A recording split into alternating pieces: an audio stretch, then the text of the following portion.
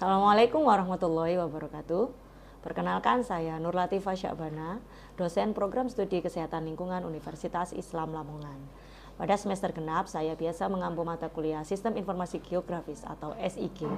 Pada mata kuliah ini dipelajari berbagai sejarah dan konsep dasar SIG, bagaimana pemanfaatan aplikasi SIG di dalam bidang kesehatan lingkungan, manajemen data, model data vektor, raster, dan berbagai analisis dasar dari spasial SIG maupun analisis estimasi dasar. Pada pertemuan pertama, kita akan mempelajari sejarah dan konsep dasar SIG, diantaranya mengenai komponen, hardware SIG maupun software yang ada di dalam SIG, kemudian mendiskusikan berbagai studi kasus pemanfaatan aplikasi SIG di bidang kesehatan lingkungan. Bismillahirrahmanirrahim. Assalamualaikum warahmatullahi wabarakatuh. Waalaikumsalam warahmatullahi wabarakatuh. Oke, terima kasih untuk kehadirannya ya teman-teman semua. Jadi hari ini selamat datang di perkuliahan saya ya, Sistem Informasi Geografis atau SIG ya. Jadi ini adalah mata kuliah terakhir ya untuk teman-teman semester 8 ya. Apa sih yang dipelajari ya? Sebelumnya saya absen dulu ya kehadirannya masing-masing. Ada siapa saja ya? Anissa Ismianti Aulia, Vela Anjani, Nini Irmawati, Friski, ya, kemudian Elisa, Tri Madia, Ria Dotus, ada ya. Oke, selanjutnya ya sebelum kita mulai perkuliahan ya, karena ini adalah di sesi pertama, jadi saya perlu untuk menjelaskan RPS-nya ya, maksudnya adalah jadwal pembelajarannya apa saja ya, termasuk, nah ini ya kita di sesi pertama ini ada kontrak perkuliahan. Nah, ya, jadi ada kontraknya itu selanjut dengan sejarah dan konsep dasar SIG-nya ya. Nah, ini ya, jadi teman-teman akan di sesi yang hari ini ya, nanti belajar mengenai sejarah dan konsep dasar SIG, kemudian ada pemanfaatan SIG di bidang kesehatan lingkungan ya. Kemudian ada mempelajari mengenai Google Map ya, teman-teman nanti di pertemuan saya yang berikutnya ya, ada model data, kemudian ada manajemen database, kemudian ada remote sensing ya dan GPS, kemudian ada analisis spasial dasar SIG dan estimasinya. Nah, kemudian teman-teman nanti ya segandeng dengan mata kuliah SIG ini ada praktikum SIG ya. Kemudian sistem penilaian ya, UAS 20%, kehadiran 20% ya. Jadi saya harap kehadirannya full ya. Kuis ya, kuis itu nanti dibagi sebelum UTS dan sebelum UAS. Kemudian tugas dan ujian-ujian seperti biasa. Referensinya yang dipakai adalah buku dari Erni Astuti tahun 2022 ya. Jadi pemanfaatan aplikasi QGIS 310 ya. Jadi aplikasi itu akan terus diupdate ya, jadi tetap bisa dipakai. Kemudian yang banyak saya pakai adalah dari Paul Bolstad ini tahun 2016 mengenai fundamental dari GIS ya. Kemudian ada bukunya Favor. Sekarang kita lanjut ke sejarah dan konsep dasar dari SIG ya. Nah, sekarang apa yang teman-teman lihat di depan? Ada kata-kata apa saja? Mapping. Oke, ada mana ini ya, mapping ya. Apa mapping ini? Peta atau pemetaan, betul ya. Kalau map itu peta ya. Kalau mapping adalah teman-teman melakukan pemetaan. Ada apa lagi? Location, betul. Apa location? Lokasi. Satu lagi? Software. Apa software? Perangkat lunak, betul ya. Aplaus dulu. Oke ya, jadi itu adalah beberapa istilah yang akan banyak teman-teman temui dan gunakan di sistem informasi geografis ya. Jadi sistem informasi geografis ini ya adalah sistem yang berbasis komputer ya. Jadi teman-teman nanti akan praktikumnya adalah di laboratorium komputer ya. Jadi bertujuan untuk melakukan pengumpulan data ya, maintain data ya, kemudian menyimpan, dan teman-teman intinya adalah mampu menganalisis agar dari situ teman-teman bisa menghasilkan sebuah data, sebuah peta, sebuah informasi spasial ya. Nah, bermula dari suatu kisah ya. Jadi ini adalah Bapak John Snow ya, yang pertama kali sebagai Father of Public Health ya di sini. Jadi dia itu pertama kali ya, jauh sebelum zaman peta yang sekarang ya, kita kenal adalah peta ataupun denah ya kan. Kita kan kenal dulu seperti itu ya. Jadi Bapak John Snow itu tahun 1855 dia melakukan inspeksi untuk pertama kalinya ya. Jadi kemudian dia di keilmuan kesehatan masyarakat, di ilmuwan kesehatan lingkungan ya. Jadi dia melihat bahwa ternyata ada kasus KLB kolera waktu itu di London. London ini di mana? Di Inggris ya, di UK ya. Bahwa ternyata kasus kolera itu kira-kira kenapa seperti ada hubungannya ini dengan, nah ini gambar apa ini? Gambar pompa air ya. Ini adalah Broad Street Pump ya. Besok teman-teman kalau ke UK akan melihat ini ya. Oke ya, jadi membentuk pola spasial bahwa ternyata kasus kolera ini kenapa munculnya itu adalah di tempat-tempat yang ada pompa airnya. Nah, jadi kira-kira itu ada hubungannya bahwa ternyata ya pemasok pompa airnya itu adalah Southwark Vauxhall Waterworks Company ya. Jadi perusahaan yang memasok itu ngambil air untuk air apa namanya penyaluran air bersihnya ya. Itu ambil dari Sungai Thames ya, Thames yang ada di UK. Ternyata Sungai Thames itu sedang mewabah ya, sedang tercemar limbah dan itu tadi dipasok ke rumah-rumah. Akhirnya menimbulkan kasus kolera yang kemudian kolera itu diklaim ya sebagai waterborne disease ya. Dari situ apa manfaatnya? Apakah kemudian tahu lalu selesai ya? Intinya adalah investigasi tadi ya, mengeluarkan kebijakan. Jadi oh ternyata ada hubungannya. Bagaimana kita menyelesaikan masalahnya? Tentu saja dengan mematikan sumbernya, sumber pompa airnya. Akhirnya lapor kemudian ke pemerintah, tolong di stop dulu ini. Nah, ternyata benar ya, jadi ketika dinonaktifkan pompa sumurnya, wabah tersebut berakhir ya. Jadi kalau waktu itu di buku ya yang ada di Paul Bolstad itu, nah, dia menggambar, kira-kira gambar titik-titik ini adalah kasus-kasus koleranya. Kemudian X ini adalah lokasi pompa. Kok ternyata pompa yang tengah ini ya paling rapat kasus koleranya, betul.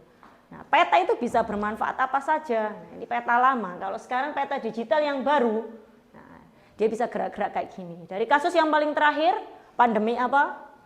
Pandemi COVID ya. Teman-teman bisa tahu bahwa itu adalah salah satu dari sekian manfaat peta. Benar atau tidak ketika teman-teman kemarin mewabah ya tahun 2020 sampai 2022, pemerintah kabupaten, kota semuanya akan memanfaatkan peta untuk menampilkan persebaran kasus ya.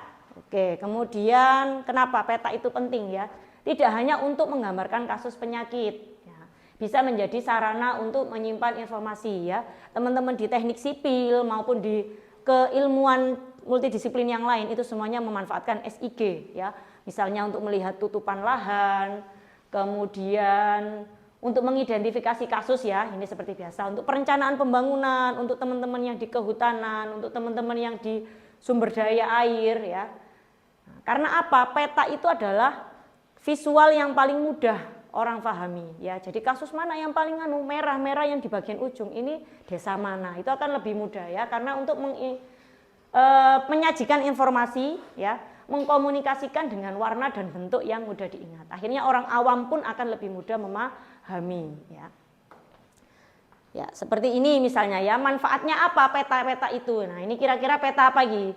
Di Banda Aceh ya. Apa yang terjadi di Aceh?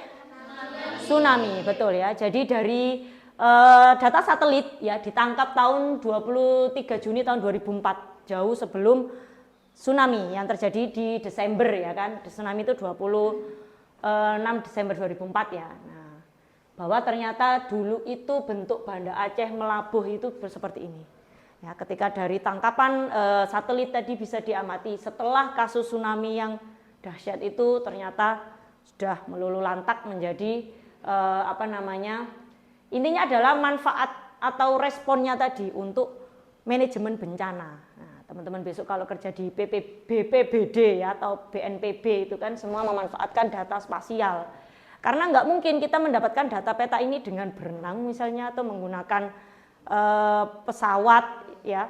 Kalau sekarang ada drone, dulu nggak ada ya. Jadi bagaimana kita bisa mengakses ya jembatan yang terputus, bagaimana kita ke sana itu pakai keunggulan dari GIS atau SIG. Kemudian COVID ya, ini saya tangkap waktu tahun 2020 ya. Dulu di awal gitu ya, setiap hari website ini diupdate ya, dari awalnya cuma di Wuhan sampai akhirnya di seluruh dunia ya, menjadi pandemi. Manfaatnya ya, GIS ini di bidang kesehatan lingkungan ada apa saja ya, misalnya untuk melihat kualitas udara. Nah, kualitas udara, bagaimana melihat pencemaran udara yang terjadi, ataupun bagaimana memeriksa jarak tempat tinggal, emisi lalu lintas, kira-kira ada hubungannya enggak dengan rumah-rumah, kasus penyakit di rumah-rumah warga, kasus penyakit di sekolah ya. Kemudian melihat kualitas air ya, kira-kira ada enggak ketika suatu waktu ada kontaminasi bakteri ataupun pencemaran kimia di sumur-sumur warga. Nah, itu kan bisa dipetakan ya, kira-kira ada hubungannya enggak dengan jarak jarak industri ya, seperti itu ya. Kemudian ada untuk pemetaan yang lain.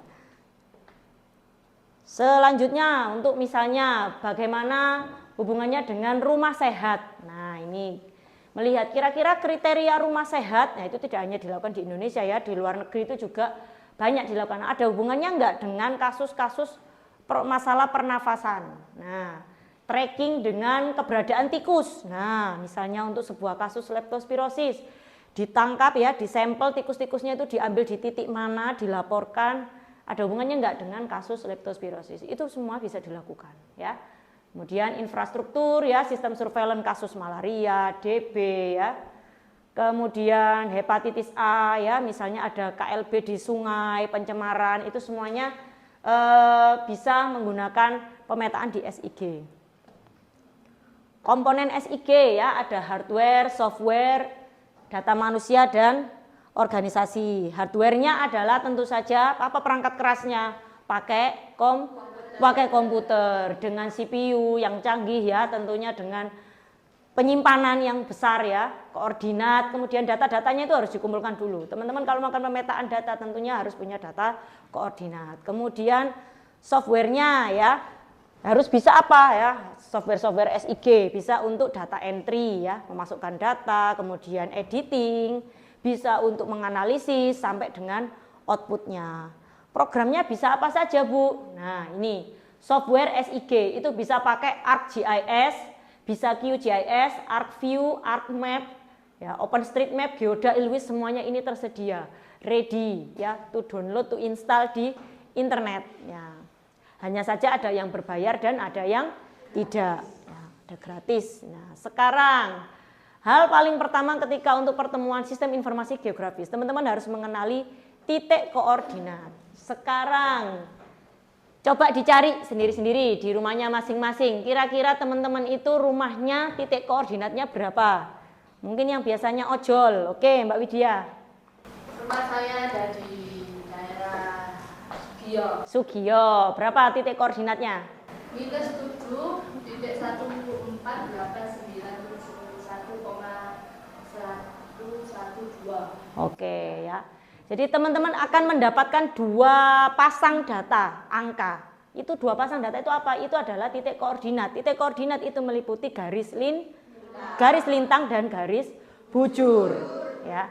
Jadi tentu saja kalau kita di wilayah Indonesia tidak akan lepas dari titik koordinat ya, astronomis, letak astronomis dari Indonesia. Kemudian ada lagi ya, rumahnya Mbak Alfi. Di mana Mbak Alfi? Rumah saya ada di daerah Kembang Bau. Oke, Kembang Bau. Titik koordinatnya -7,170.219 koma 112.3566963. Oke ya. Ya kurang lebih nggak akan jauh dari Unisla kan seperti itu ya, karena masih di wilayah Lamongan. Geser sekian derajat sedikit sudah beda kecamatan bisa jadi ya. Oke, berarti teman-teman bisa. Sekarang coba teman-teman diskusi. Ini adalah dua jurnal artikel saya yang sudah terpublikasi ya. Jadi yang memanfaatkan, mengintegrasikan hasil penelitian ini ke mata kuliah yang saya ampu, yakni SIG. Ada Human Leptospirosis Outbreak dan Impact of Unqualified Housing on Childhood Pneumonia. Coba yang jurnal yang ini, Human Leptospirosis, yang dipublikasikan di Jurnal Kesehatan Lingkungan. Coba teman-teman review, coba teman-teman lihat apa tujuannya dari penelitian tersebut, kemudian metodenya pakai apa sih di situ. Ada yang bisa bantu jawab? Untuk tujuannya jurnal yang ini, Human Outbreak. Oke, boleh Mbak Vela. Tujuannya itu analisis spasial banjir cuaca dan leptospirosis setelah badai siklon tropikal Cempaka. Oke ya, jadi intinya adalah dari penelitian yang tahun 2021 saya ini ya. Jadi itu adalah mengenai outbreak ya. Jadi ada KLB leptospirosis di Bantul.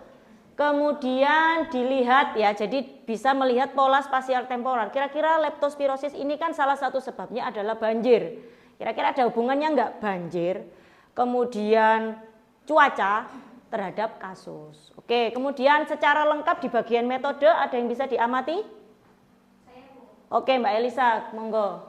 Ini dari jurnal tersebut metode yang saya temukan dan dari review singkat tadi itu tentang analisis distribusi spasial. Jadi untuk analisis distribusi dari kejadian banjir, kemudian diinterpolasi dengan kejadian hujan itu tadi. Betul. Dan untuk berkaitan dengan insiden lab dari kasus leptospirosis itu tadi di beberapa desa yang ada di distrik Bantul.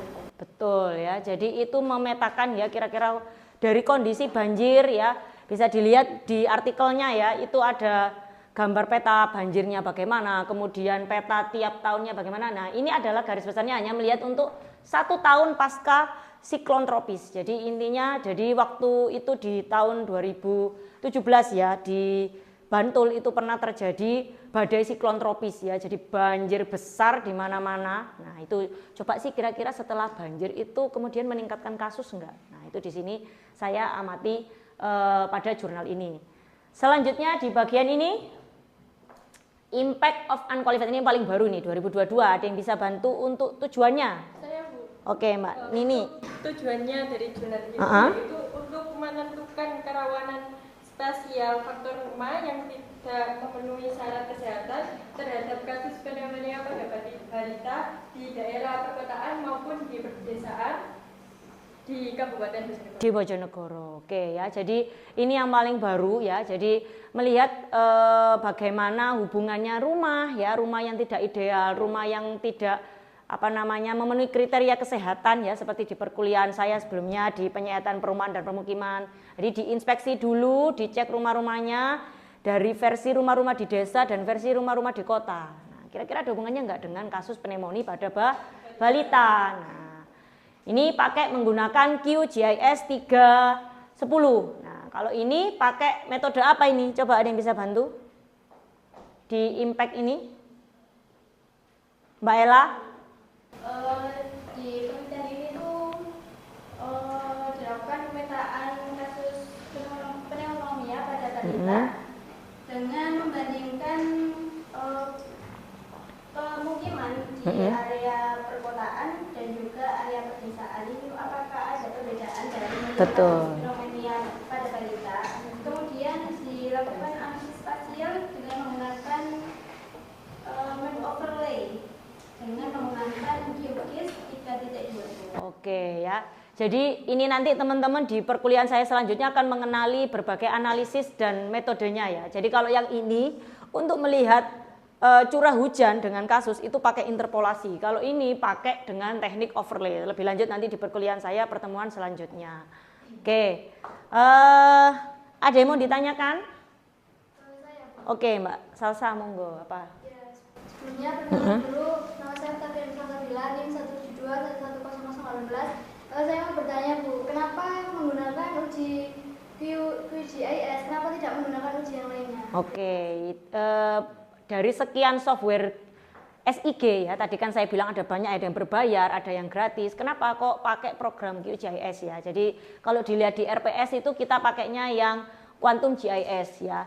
Itu karena dia paling free ya, paling mudah diakses, teman-teman bisa download, jadi update-annya itu akan lebih mudah. Karena kalau berbayar ya, karena ketika teman-teman melakukan penelitian kalau itu berbayar itu tidak diperkenankan sebenarnya ketika diupload di jurnal internasional, kalau itu tidak bisa membeli dengan legal. Nah, akan bermasalah di kemudian hari ya. Teman-teman juga termasuk yang paling mudah digunakan ya. Jadi itu yang akan kemudian dipakai di perkuliahan SIG ini. Nah, sekarang di sesi paling akhir, oke, tadi saya menjelaskan ada hardware, ada software, ada komponen. Kira-kira apa komponen SIG? Apa saja komponen SIG? Ada hardware, oke, kemudian ada software. Ada data, harus ada datanya, manusianya yang mengerjakan dan seperangkat. Betul, seperangkat protokol. Oke. Ya, kira-kira cukup ya untuk pertemuan saya hari ini. Ya. Kurang lebihnya saya mohon maaf. Sekian saya akhiri. Wassalamualaikum warahmatullahi wabarakatuh. Waalaikumsalam.